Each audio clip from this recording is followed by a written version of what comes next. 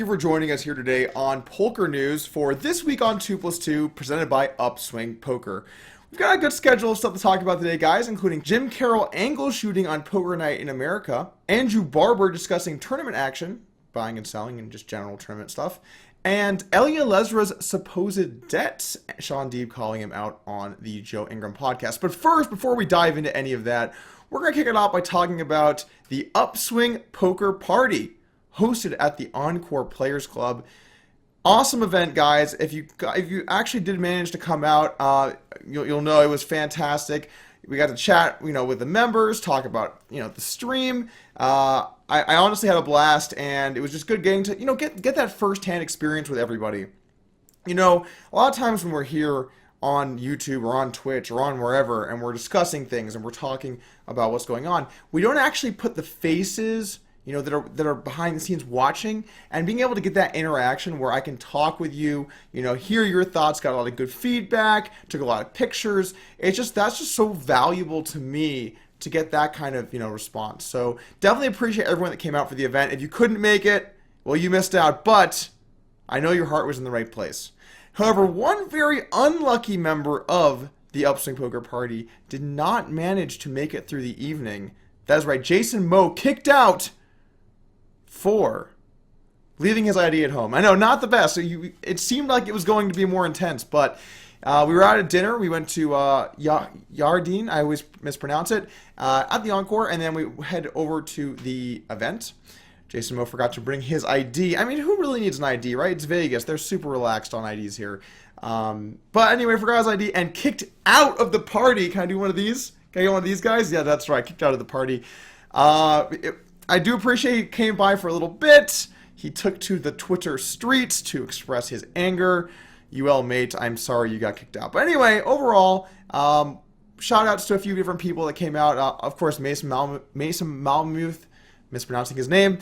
Glad you came out for the event. And additionally, a lot of people behind the scenes worked hard to get it set up. Steve, Adam, and David, you guys all were great. So anyway, we're going to move on to some actual news. Now we're going to discuss an article written by Andrew Barber on the fallacies of buying and selling tournament action. He makes 3 points, and I kind of like to address each one as we go through.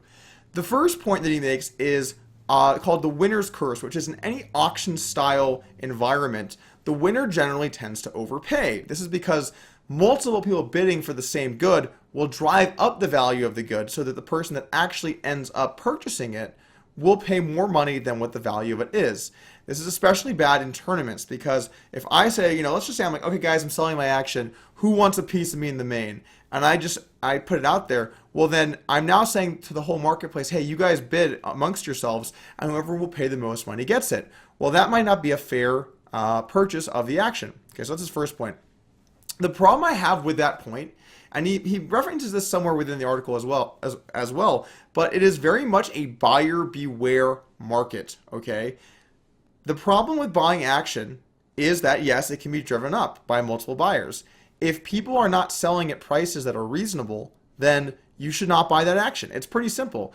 We don't have to look at it like we need to protect the investor as a whole. We need to look at it as we have to protect ourselves as an investor because we don't really have a place to decide what people are doing who are investing. Maybe the investors are looking at it more for entertainment value than they are for anything else. Maybe they want that sweat, okay? So you can't look at it like I'm investing to make money. He's investing because either he thinks he's making money or he wants to have the sweat or he likes that player. You can't really compare those two things because they're very different. So personally, I think that as long as the people buying the action are aware of this, it's fine. And if they're not, that's kind of their mistake for getting into the market to begin with. His second point, which I kind of don't really agree with at all, is that because as someone is paid markup, they have less of the money put up equal to their share of the buy-in. They actually can win money, if their ROI is like negative 10% or negative 20% because they're being paid a markup. I think that's, again, totally fine. If the player is actually losing money but getting investors to invest in them, while that's terrible for the investors, it's in the player's interest to try and do that. It's always in the player's interest to try and get the best deal that they can. So while it's bad for the investors and, bad for the marketplace in general, there's not really a way around that because the player is always incentivized to try and sell themselves at the best rate. So I guess I can see where he's coming from in terms of what the problem for the marketplace that this creates is, but I don't really think that it's unfair because, it's just the way that a marketplace operates. If I have action and I'm selling it and I'm getting paid markup, but I only have a small piece of myself in the tournament, then yes, I'm going to be around break even or maybe slightly winning or slightly losing before the tournament even begins. I mean, this happens all the time in high rollers. If someone plays a $300,000 tournament, right, and then they want to only have 10% of themselves, but they can sell at 1.11, why would they not have 10% of themselves and pay $0, right? Or 11% of themselves and pay $0. This obviously is going to occur in a lot of situations. So I don't really understand what the problem is. As long as the investor knows the situation and they're trying to get a profitable investment, there's no problem here.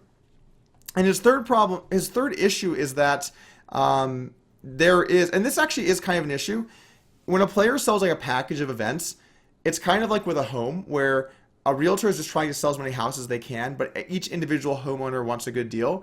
The problem is if you sell a full package of 20 tournaments, they might realize that if they have a short stack, it's better for them to bust and play another tournament to get markup than it is to actually play that tournament well. But then again, I mean, if you're at the point where you're taking pieces of people where you're like, oh man, this guy might try and scam me by punting off a stack, or taking an aggressive flip because he has markup to win tomorrow, don't invest in that player. You shouldn't be investing in people where you have so little trust in them that you just think that they might be pulling these kinds of shenanigans. And that's actually, I would say, a good tip for you guys if you're trying to invest in people at all. Invest in people that you can trust or Don't invest in random people and hope it's going to come back to you. Because at the end of the day, the only way you can know people's skill is by looking at their online play, by talking with them, and you can only trust people by knowing them yourself. So be careful when buying action. I do agree with Andrew that there are a lot of problems with the way the market works, but I don't think that anything can or should be changed because this is just the way that this particular industry operates, and I think we're going to continue to see that moving forward. Jim Carroll angle shooting on Poker Night in America, maybe allegedly in some other locations as well. But I want to go ahead and show a couple clips here of what happened. As you can see, he gets his first card, looks at it, puts it down, and then proceeds to cap both cards and put them out kind of in front and says, like, let's do this, or whatever he said. And so for starters, it's extremely misleading because what he's doing by capping both cards at the same time, he puts them down, like caps both, right? And what he's trying to do is like, I don't know what these cards are. Like, they're both capped. See, capped chips.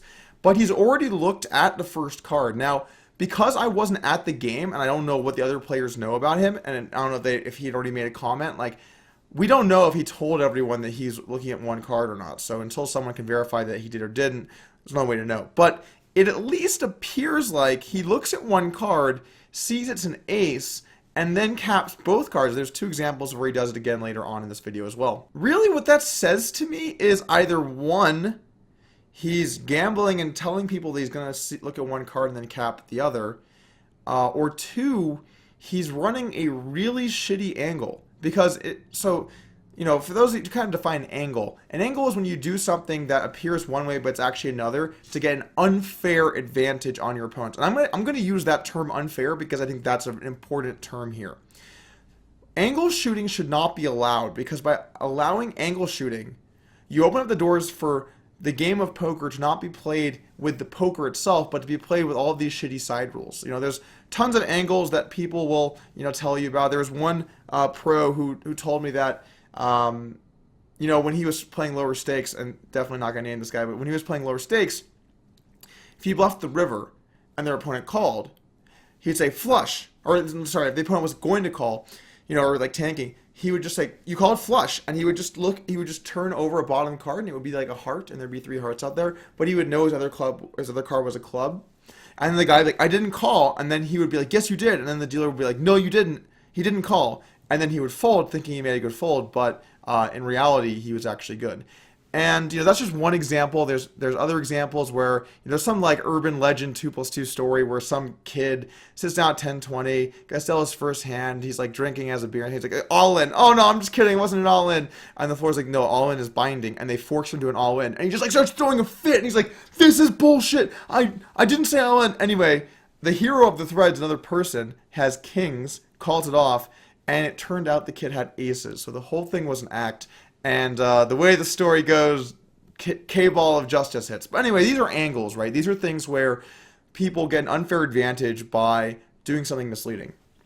Now, saying that, if you're working under the premise that you are not going to be looking at your cards and then looking at one, absolutely that's angle shooting, and absolutely that's not allowed. And in this thread, there have been multiple people that come in and they're like, oh, it's all part of the game, like, don't trust poker players. And like, there's a line there, and to me, this is the line. You can lie about intent. Okay, you can lie about, like, I'm gonna raise you if you like think I'm bluffing, or maybe you can't even say I'm gonna raise you. Maybe you can't do that. But you can lie about, like, I'm bluffing here, like, or I'm value betting or whatever. You can bet and say stuff. I don't really do it, but I think that's totally fine. You can't lie about action. Okay, like, let me give you a simple example. Let's say that a hand's exposed, right? Someone tries to muck their hand, and the 8 of spades flies over. And then one of the players doesn't see, the dealer's already put it back in the deck, and the player goes, oh, what card was that? And then you say, the 9 of diamonds. In my book, totally unacceptable, okay? Because now you're just lying about action to gain advantage. It would be like if someone's going to jam on the river, and they're like, how much are you playing? And then you have 5K, and you say 3.2K. And they jam, and you call, and then you show 5K. Which, by the way, you're normally on the hook for the 5K, but that's a different story entirely. These things about actions are not acceptable. So I think that, trying to say that your action here was you've not looked at your cards when you have, in my book, that's cheating, because you are angle shooting here to get people to think you're not looking at your cards by misleading them into thinking you're not looking at your cards. That's totally unacceptable. And there's a bunch of people that posted in this thread that are like, oh, this is okay, or this is allowed, or whatever. They're totally wrong. Okay, this is extremely unacceptable. Now, the funny thing about this particular angle is that if he really is only looking at one card and then re-raising, it is an angle, and it shouldn't be allowed, but I'm kind of okay with it, because you can't win money by, just looking at one card, not knowing either card. Now, maybe people play so crazy against you thinking that you don't know either of your cards that the other card in your hand not being an ace makes up for enough to be break even. But let's just think about it like this, guys. If you played a poker game and only knew one of your cards, and everyone else knows two, you're a huge dog, right? You're just trying to like get this action going because people think you don't know either card. So it is an angle. It's a shitty angle, unless people were aware of the fact that he was only looking at one card. Pretty unacceptable. And I guess this really kind of goes to show that the fact that there are people that think that this is okay, this is why you have to be careful at the live poker table, guys, because there's going to be angle shooting, there's going to be all this stuff, and if someone says I didn't look at my cards, I usually just believed them, but now, I'm going to have to be like, okay, well, I'm just going to ignore you. I'm going to pretend you looked at your cards, because I don't know if you did or not, and if I'm going to make a read based off of that, apparently there are some people that will just do that to gain an edge. Also, I found, this is great, I found Jim Carroll's website. He apparently has a marriage boot camp. It's got barbed wire and diamond rings. That's pretty outstanding.